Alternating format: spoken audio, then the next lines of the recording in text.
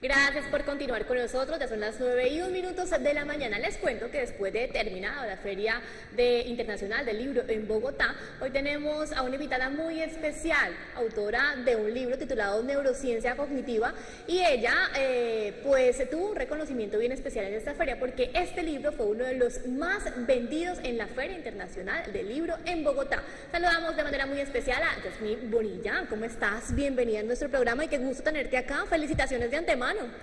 Muchas gracias, Camila. Es un gusto también estar aquí con ustedes acompañándonos. ¿Qué le parece, Susan, nuestra invitada? No, espectacular. Estábamos hablando precisamente antes de arrancar el programa, antes de arrancar la sección, la entrevista, de que definitivamente es un tema muy complejo en el cual se desprenden muchísimas cosas de comportamiento, accionar, responsabilidad, hábitos del comportamiento, pero qué mejor que sea ella quien nos cuente de qué se trata y por qué precisamente destinar un libro completo para hablar de ella. Bueno, sí, básicamente daño cerebral, neurociencia cognitiva en daño cerebral es un producto de un proceso investigativo. No es necesariamente un libro teórico, sino que es la experiencia, la recopilación de la experiencia que se realizó en investigación frente a este tema de daño cerebral. Teniendo en cuenta que uno de los principales afectados en este tema son los jóvenes, ¿sí? Los jóvenes que por lo general son los que más presentan accidentes de tránsito. Los accidentes de tránsito son el porcentaje más alto de los pacientes que generan daño cerebral, ¿sí? Vivimos en una sociedad donde lo común es que la gente se movilice en motocicletas. Las motocicletas por lo general tienen ese riesgo básicamente al ¿Los accidentes de tránsito? Sí, al generarse en los accidentes de tránsito, sí, señora. Hace algunos años nosotros mirábamos esa necesidad, mirábamos cómo nuestra sociedad, por lo general, cuando tiene esta situación, se les da prioridad siempre en la atención primaria a los pacientes. Ellos reciben todo el proceso primario. Nosotros tenemos un hospital que tiene todas las condiciones para garantizar que estas personas se les restablezca sus procesos vitales, pero posterior a ese tratamiento médico, posterior a esa atención primaria, los pacientes vuelven otra vez a su estado social, a su estado de familiar, y no pueden continuar, tienen dificultades, muchos de ellos pierden sus familias, muchos de ellos pierden ese campo laboral precisamente por el desconocimiento todavía que existe frente a las secuelas que puede generar un trauma craneoencefálico. Cabe resaltar que ella es psicóloga, docente de la Universidad Cooperativa, acá sede Neiva, y sin lugar a duda es importantísimo resaltar este tema y este enfoque que tiene este libro, y son esas secuelas que dejan los accidentes de tránsito, pues más obviamente enfocados a estos traumas craneoencefálicos. En este libro, ¿cómo se explica esto? ¿Qué se debe hacer cuando pasa esto? Bueno, hay varios puntos importantes para trabajar con los pacientes con trauma craneoencefálico. El principal es el proceso psicoeducativo, que el familiar comprenda qué fue lo que le sucedió a esta persona, comprenda que esos cambios comportamentales, esos cambios en su personalidad no son producto solamente de su voluntad propiamente, sino que hay estructuras cerebrales que pueden estar implicadas, que pueden estar afectadas, y por ello pues generalmente se van a presentar estos cambios. Esos cambios no son sutiles, a veces son cambios bruscos, y pues obviamente hay unas etapas específicas de evolución de ese proceso y de esos cambios. Por lo general los cambios emocionales, los cambios conductuales son más complejos de trabajar y son los que más permanecen, son los que posiblemente acompañan al paciente hasta las etapas finales, hasta las etapas posterior a la rehabilitación o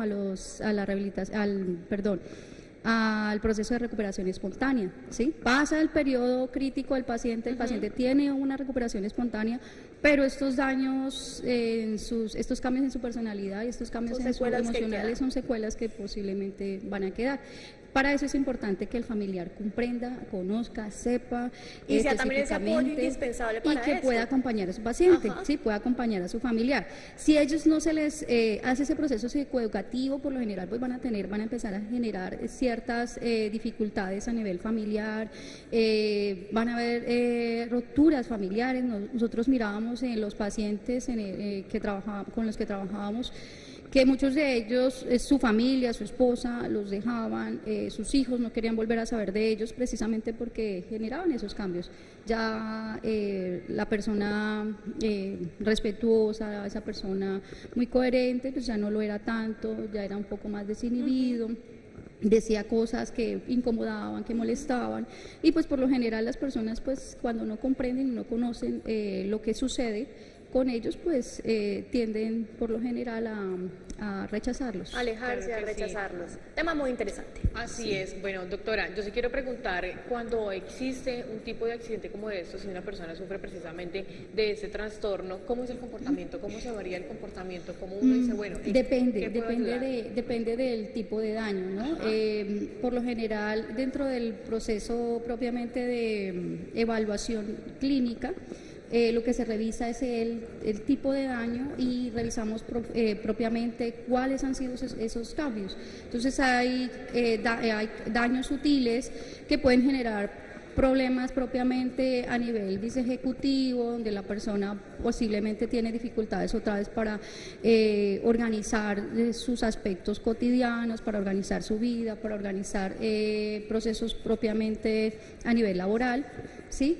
Pero pueden haber daños más complejos donde ya propiamente están implicados aspectos emocionales, donde el paciente posiblemente tiene dificultades para expresar sus emociones, para expresar lo que está sintiendo, lo que está pensando. En ocasiones el paciente también puede estar teniendo dificultades a la hora de inhibir su comportamiento, entonces ya es un poco más agresivo, es un poco más violento, es un poco más intolerante, ¿sí?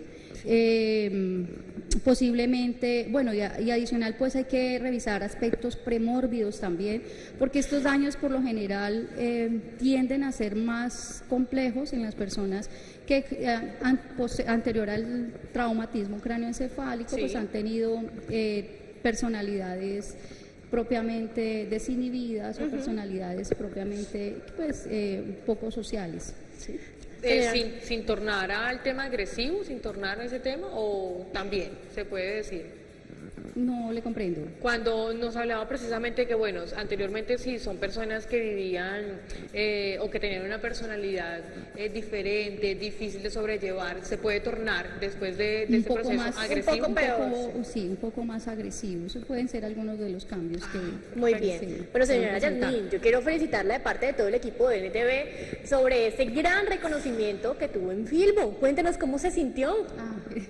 Bueno, fue algo que no lo esperábamos con el equipo investigativo, con mi grupo de investigación, no lo esperábamos porque pues considerábamos que bueno, era una experiencia muy interesante que habíamos desarrollado, era un proceso riguroso, pero pues no esperábamos que fuéramos a presentar en la Feria del Libro y que tuviera tanta acogida por los lectores y por las personas. Fueron los libros más vendidos en la feria. Sí, de hecho no. Cuando recibí la noticia no lo tenía. No lo creías. No.